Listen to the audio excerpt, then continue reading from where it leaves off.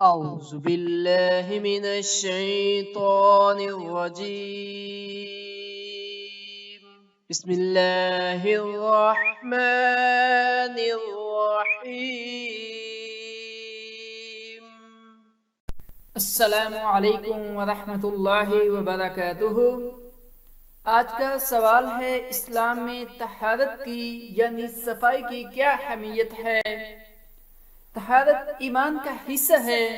ارشاد نبوی صلی اللہ علیہ وسلم ہے الطہور شطر الایمان، طہارت ایمان کا حصہ ہے۔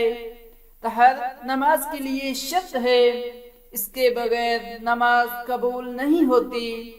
ارشاد نبوی صلی اللہ علیہ وسلم ہے طہارت کے بغیر نماز قبول نہیں ہوگی۔ طہارت عام طور پر دو چیزوں سے حاصل ہوتی ہے، پاک پانی سے، پانی نہ ہونے کی صورت میں پاک مٹی میں۔ جزاک اللہ۔